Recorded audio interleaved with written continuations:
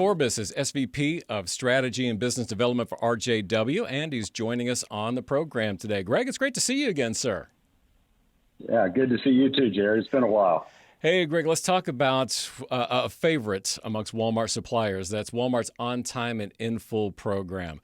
This has been a hot topic this year because at the beginning of the year, Walmart waived penalties as supply chain kind of went into chaos, with COVID and supply demand. And then they announced that they were actually going to bring the program back based off of June performance numbers. Now, you're really on the front lines of supply chain. So what is it that you saw that kind of gave Walmart the confidence to bring the program back? Yeah, I think it's a couple things, Jared. So suppliers have really begun to adjust to what we all call the new normal now, right? I think they've gone through the panic buys. They've seen the elevated volumes. They've seen different order cycles from the retailers they deal with, and they're starting to understand now what that looks like. So they're beginning to adjust their manufacturing upstream to make sure they've got the product they need, they've got the right staffing in place to produce that product. And I think you've also seen probably some rationalization of some SKUs by some suppliers to say, hey, here are my highest volume SKUs. Let's focus on those. And so I think as you kind of look at all of that, that really gives Walmart some confidence to say, hey, we feel like we're back in a better place. From an OTIF perspective. I think the other piece that I really see is Walmart really has the confidence in their supply chain to be able to push the product through the network. They got tested, I think, early on in the phase like many of us did today, right? And now they're back into their groove. They've always had high expectations. They've always executed at a high level. So I feel like that's where they're looking to their supplier partners to kind of go down that route now. Well, Greg, when you're talking with these suppliers and members of your team, what are some of the challenges that you anticipate as Walmart brings On-Time In-Full back, especially now we're coming off the heels of back to school and about to jump right into the holiday season? I think we've seen as the supply chain has been kind of pushed and pulled throughout this spring, at least over the last 6 months, carrier capacity continues to be really where the challenge is. And I think as you look into that holiday season, both domestically and internationally, carrier capacity is going to be where suppliers see some of those pushes. So I think there's some ways to really get ahead of it. And as we've talked with suppliers, I think they're really reaching out to the retailers to understand, hey, what are our holiday sales plan look like? Where do you want me from an inventory perspective? What type of promotions are we going to run?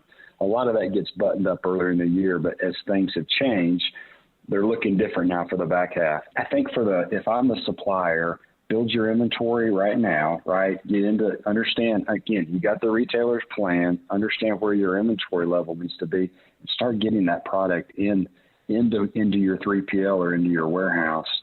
And then share those plans with your 3PL and make sure they share back with you kind of what their holiday execution plans would be around staffing and being able to order fill those plans, even their transportation plans. And so, I've always learned, that bad news doesn't get better with age, right, Jared? Sure. So I think one of the keys is to be as completely transparent as you can through the process, both to the retailer and back upstream to your 3PL. You kind of button all of that together, and I think you're going to be set up for a much more successful holiday season this fall. Well, as you talk about the second half and kind of going into 2021, are you anticipating anything new or different with a potential second wave of COVID that's been predicted kind of around these, already high volume times? I think it's really you throw the dice and kind of see where we land at, right? We've got school starting back, so we expect to see things kind of change. I think every supplier, the retailers are going to look to those suppliers to really learn from the last 6 months and put those, to use a term we're all familiar with, right? A correction of errors in place, right. And really get prepared for it, right? And so I think, carriers continue to see tightness in capacity. You've got some 3PLs that see a little bit of tightness in their capacity. So really learn from where we were the last 6 months. So now you're prepared if there is a second wave and if there is a second impact to buying patterns, Make sure you're prepared and ready to share that information. And that goes all the way back to manufacturing, to raw materials, all the way up the chain. Greg, you've got a vast Walmart background, so you know this. This is the time of year when Walmart is kind of monitoring their sales and their in-stock because they're really making decisions about what they're going to do in 2021. It's going to impact the suppliers. Last time you and I had a chance to speak, you mentioned the importance of those order and inventory review schedules. But can you tell us, how do they really impact sales and your in-stock? Yeah. Great, good question. So the retailers really like more frequent orders. It's a win for the retailer, and honestly, it's a win for the consumer. And why is that?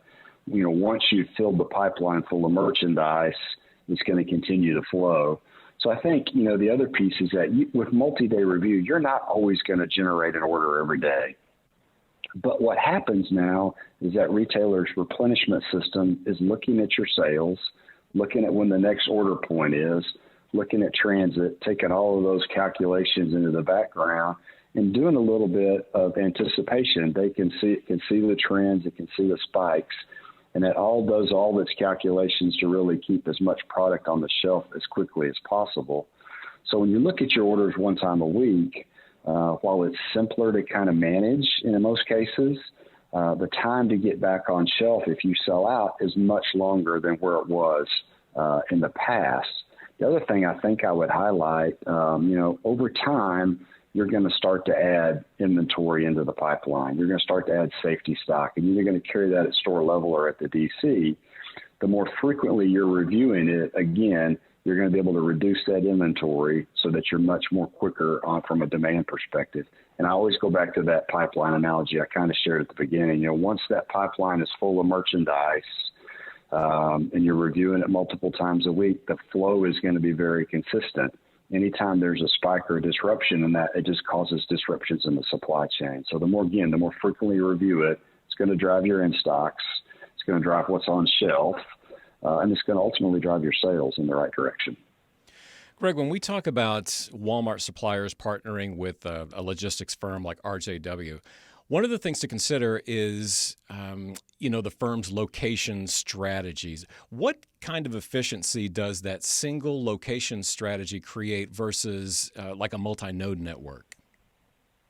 Yeah, we get this question quite a little bit from a lot of suppliers. And when you think about what single inventory in really one location mean, it creates a lot of efficiencies for you. And it creates efficiencies. It really starts with your inbound. And so now, instead of sending less than a full truckload to multiple locations across the United States, you're able to kind of encapsulate all that into one full truckload going into one node. You're going to be able to be quicker to respond to the retailer because all of your inventory is going to be in one spot. You're also going to be able to service the multiple customers that you might have, not just the big retailers, but the small retailers and even some of the mom and pops that go on top of it. So your inventory is all in one spot. And overall, you're going to have a reduction in inventory. If you just think about multi-nodes, you're going to have duplicate inventory in 2 or 3 spots. Now you're in one spot. You can reduce kind of your weeks of supply. You can plan your demand or you can plan your manufacturing around that. And honestly, it simplifies the replenishment process, not only for yourself, but for the retailer. The retailer doesn't have to think about, are they going to not have the inventory in this location, or they got to pull it from this location? So now I've got a longer lead time to get it there. And then ultimately, you're going to be fresher, or you're going to have longer dated product that's ready for the retailer's shelf. So when you kind of bundle all those up, it really plays into that one single inventory or that one single location for you. Thank you for watching. Please subscribe and follow us online.